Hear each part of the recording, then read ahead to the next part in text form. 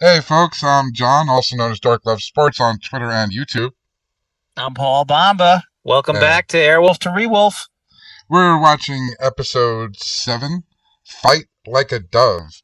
And my buddy Paul is going to take on the challenge of summarizing this baby. Go ahead, buddy. Well, look, Fight Like a Dove. We start out file A56-7W, Airwolf. We got to find it. It's our top priority. And we go to Paris, France. A gentleman is trying to arrest a guy in the street. A blade pops out, and our arrester is slain in the street. Yes, the This dove. is fairly important stuff. Yeah, he's the The dove. titular He's dove. the Yes. He is. And this leads us into this story where his daughter, Sarah LeBeau, is seeking out this former, well, I guess not former, he is a current Nazi. He's a war criminal who's hanging out in Paraguay. And she is going to conscript Airwolf to go down there, break into this compound, and arrest this guy Kruger. Yep. The story really revolves around this kind of interplay between this woman, Sarah LeBeau, who wants to, I guess, hire Airwolf. There's no exchange. There's like no exchange ever mentioned. No, she asks for help. And Stringfellow, Hawk, and I guess Dom to a degree agree to help her. Mm-hmm.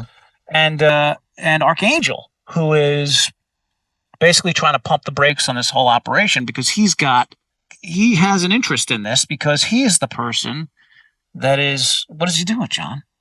Well, he's supplying the Nazi, who's not just a Nazi, he's also a horrible weapons dealer. So yeah, he's he is supplying international. The international weapons dealer with the Thor weapons system, which happens to be an anti-aircraft system. And this is like, the words of Dominic, it's the hottest new technology on, coming out of the U.S. military. Airwolf goes down to Paraguay. There's a bit of, shall we say, dogfighting going on. There's a bit of hubris on the part of on Kruger's part, and Airwolf eventually does what it needs to do, despite Archangel's physically present protests in Paraguay, and in the end, Kruger, short in ear, is arrested and I guess sent back to Israel for his crimes, which range all the way back to, a concentration camp in World War II. Yeah, I mean, because you left out Sarah's middle name. Sarah, I'll shoot you in the ear, LeBeau. Because he's not the only person she shoots in the ear during the episode, but perhaps we can get to that later. It was interesting. The episode largely came down to Hawk, Dom, and Sarah clearly wanted to do the job. And then Archangel not wanting them to do the job, but being very vague about why. And then there was they were establishing sort of an unsaid relationship, a real sort of developing kinship between Dom, Hawk, and Archangel because, they just waited for him because they knew he was going to come, right? At one point, they're like, oh, he'll come. Yeah. And they just knew. They just knew how it was going to work out. And they knew he was going to, and each party always knew what the other one was doing and then did their own thing anyway.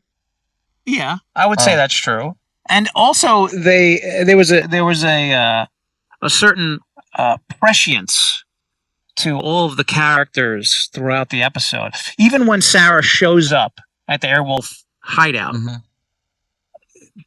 Stringfellow steps out of the helicopter and he says, "Oh, someone's here." Yeah, she jumps out. Jumps out, guns ready. Him and Dom. Yeah, and then it's a lovely lady. She's like, "Look, guys, I'm not here to fight with you. I need your help." Her father, the Dove, who was this kind of legendary Israeli spy, or I don't know, kind of like a Repo Man kind of character, where he'd go bounty hunter, yeah, but classier sure, than that. Sure, and Matlock-esque, I'd say, in his it's Columbo-esque in his appearance.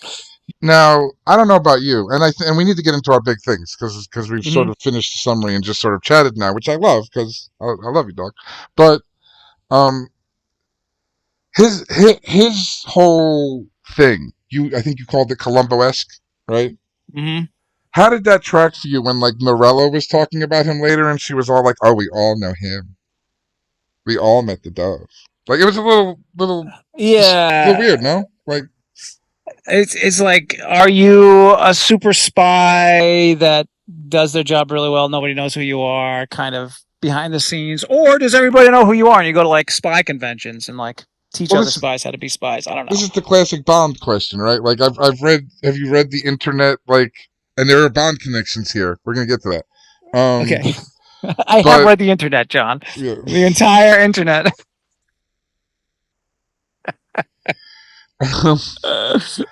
um, but Yes, yes.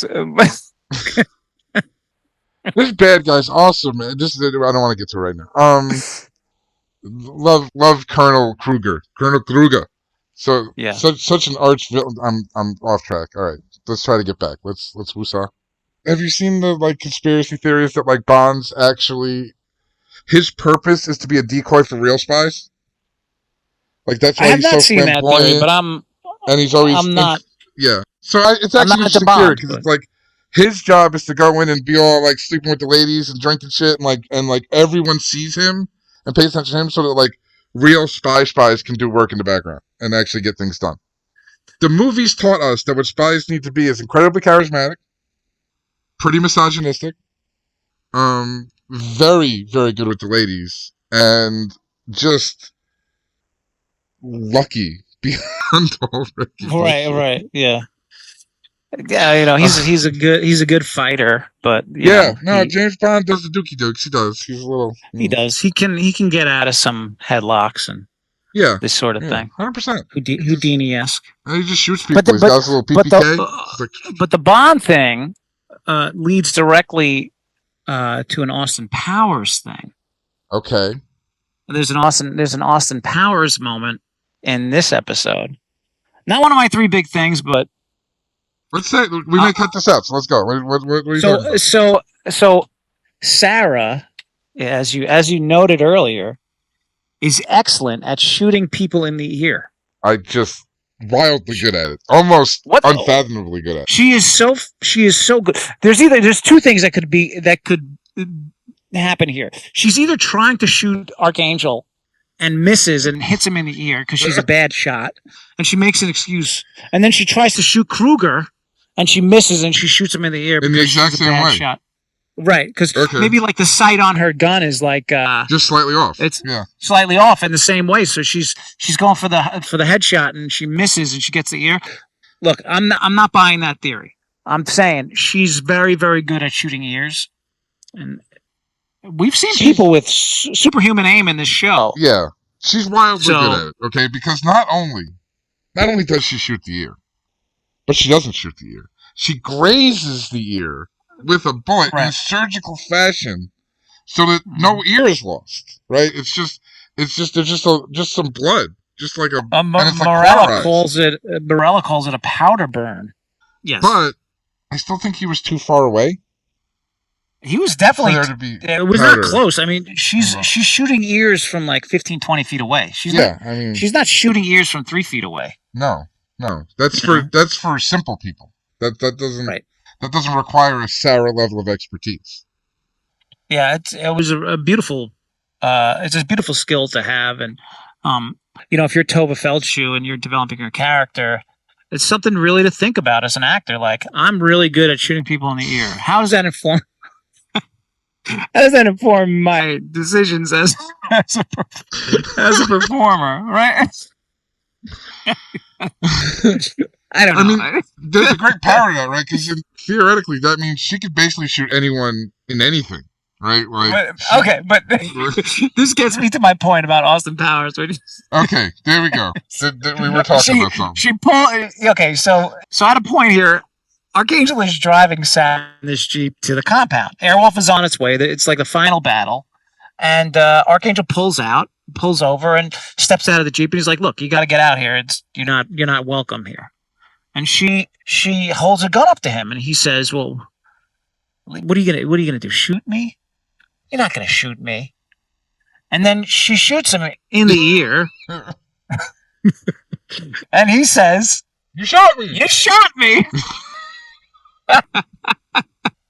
You really shot me!" He said, which reminds me of Will Ferrell in Austin Powers.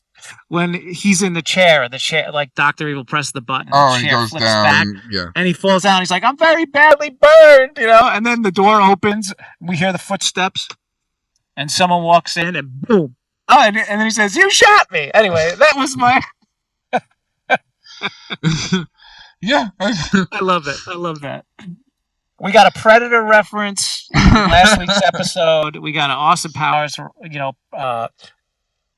prelude, or what's the word? Portent in this episode. I like portent. So just lovely stuff going on. But let's talk about our big three. Okay. Do you want to go first? Or you want me to go first? I mean, I'll go first because it's quick. My third thing we already talked about. My third thing was Sarah. I thought the performance was fantastic. I thought the character was fun. I thought she gave funny shit to everybody. I thought she had chemistry with Jan Michael Vincent, which we know is an accomplishment in of itself. And just, I thought she was great. Effervescent. I think we've already talked about the person quite a bit, so go ahead. 2 times, the character Sarah makes Stringfellow Hawk laugh. Yeah. Once in a helicopter flying to Paraguay for the first time, she makes a joke, and she says, I'll have an ambulance standing by if for some reason your ears fall off when you smile or something. Anyway, so she gets him to laugh, and actually the episode closes on a lovely little scene at the Hawk's Nest, and she makes a joke, and he giggles again. He giggles again. A laugh out loud giggle. So. I'd say he seems to like her more than anyone else he's met in the show other than Dom and Gabrielle. Well, there is a scene there where Stringfellow and Sarah are together, and she says, I'm not going to die. Yeah. And the music swells. It's an emotional moment. Stringfellow turns to her and says, don't promise what you can't keep. Yeah, don't say that. Don't make promises you can't keep. Right. Which is, I mean, that is, it's an earned moment. Like, it is, that's what Gabby said to him, right? Before this is, getting back to my whole theory about Stringfellow being an emotionally disabled person. And she picks up on this. Yeah. In a very nuanced fashion. Yeah. She says, "What woman did?" And his response, John, do you remember what his response was? I don't remember what his response was. Well, and this is why this moment stuck out to me, because it was so smooth of a delivery. It happened so realistically that it didn't feel strained. No. And his response was all of them. Okay. That's perfect. That's what. Yeah. All kidding aside, and we've gotten a little serious here. I mean, there's a real PTSD element to this. Even his reaction to the wording, to the phrase, he had a very sharp reaction to her saying the exact same words that it said before he was traumatized with Gabrielle. And clearly this is trauma built on trauma with this character. That's what we're being told. I did my first big thing. Paul, what's your first big thing? Well, it was also Tova. Right. Okay. More, less Sarah, but more Tova Feldshuh. Here she is. She's 36 years old at this point, 35, 36. She's still acting today, well into her 70s.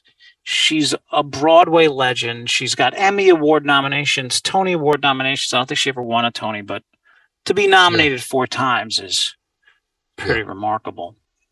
We talked about this with these guest stars and the quality of guest star they're getting. And how they elevate the show, yeah.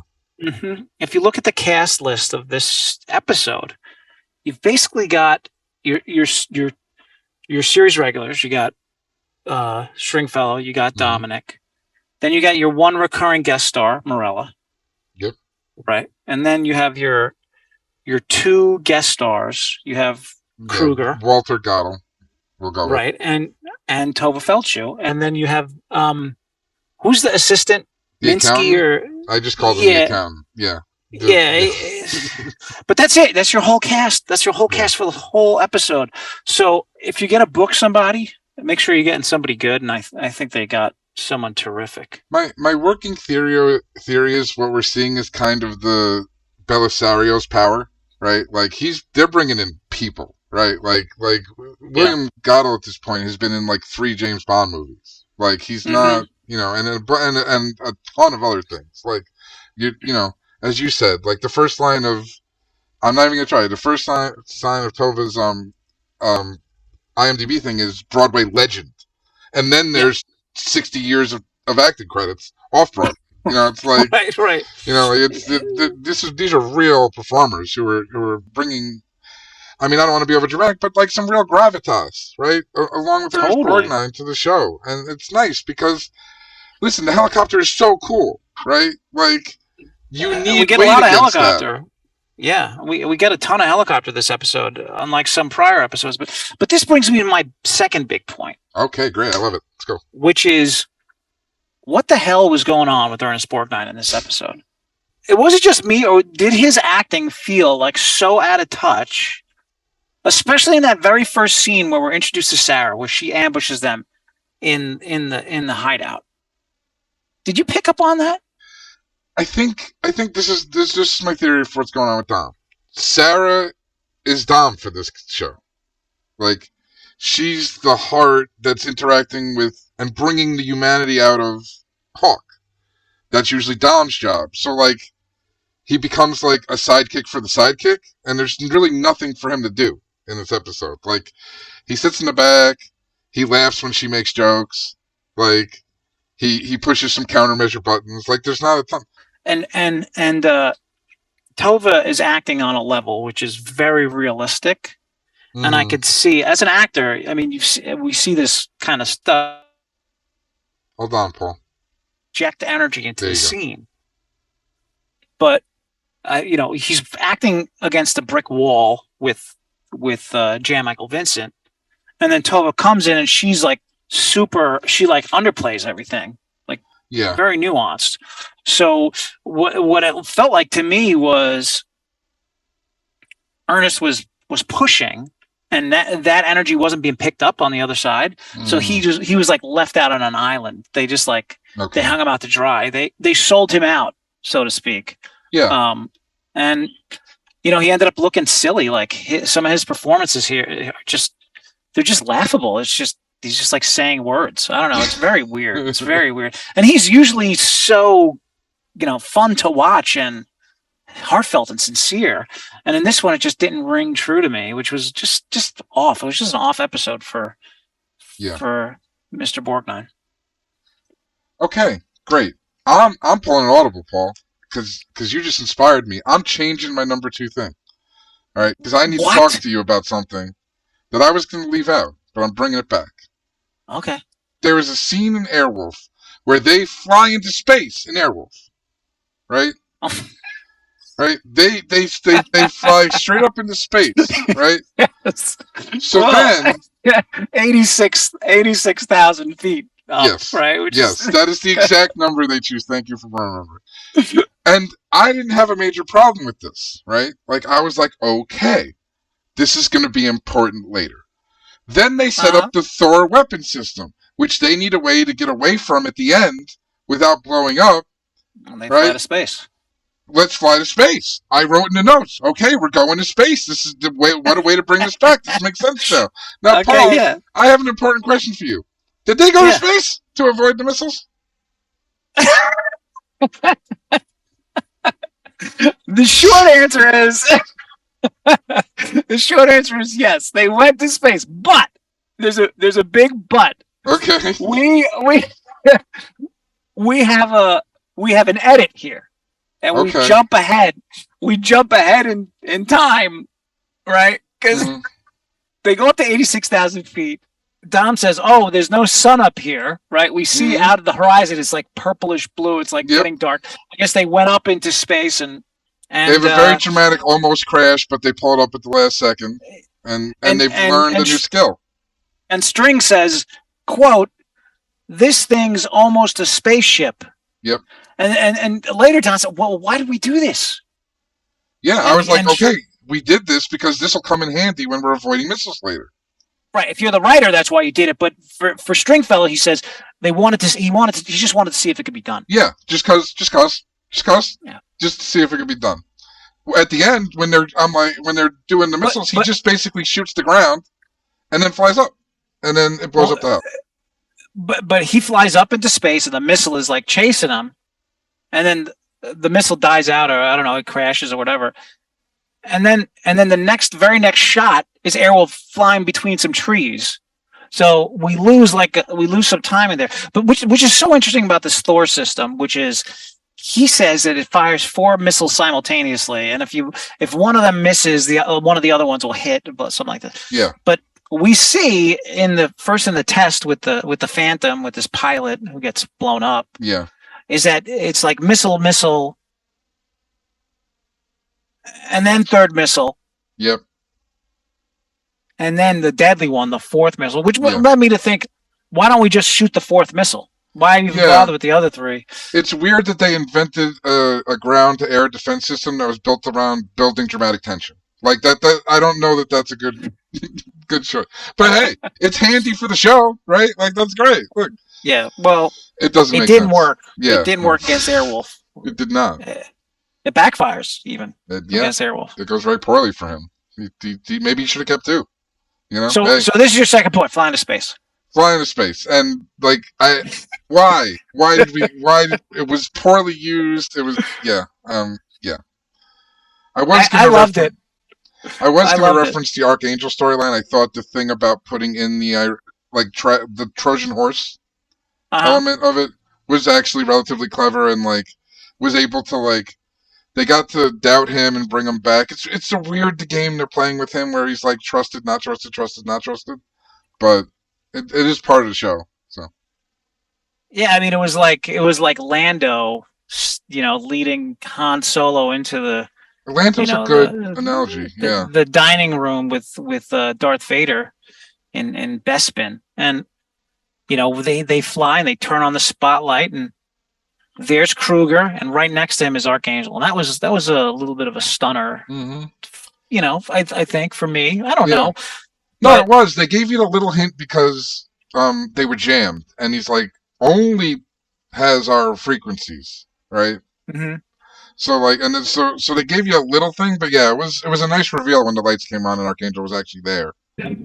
So Paul, I forgot what number we're on, man. Are we on your second or? Well, I did my second, which was Dom's performance. I did my second. So who gets there first?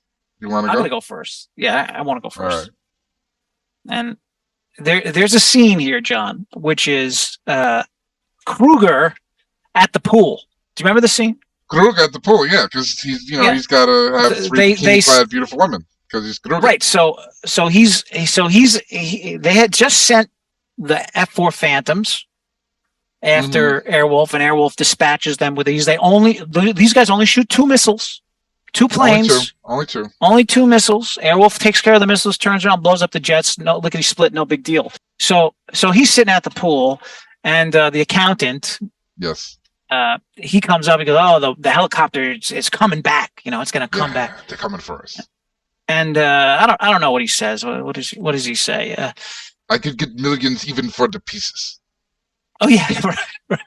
I could get, but most crucially in this scene, Kruger is at this poolside wearing a bathing suit and his cravat. Yes.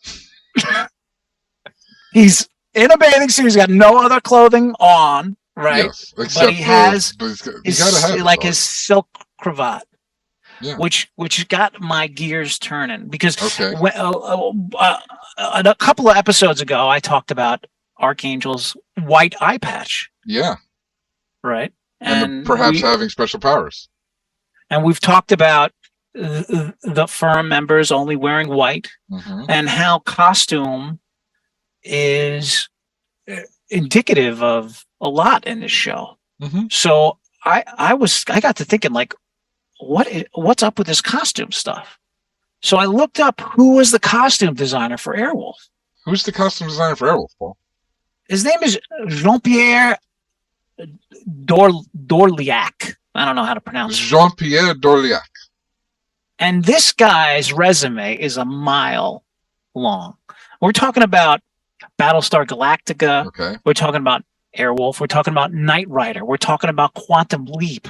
We're talking about Max Headroom. We're talking about dozens of shows. Are we talking about like every Battlestar project ever? Because there were a bunch of those in there.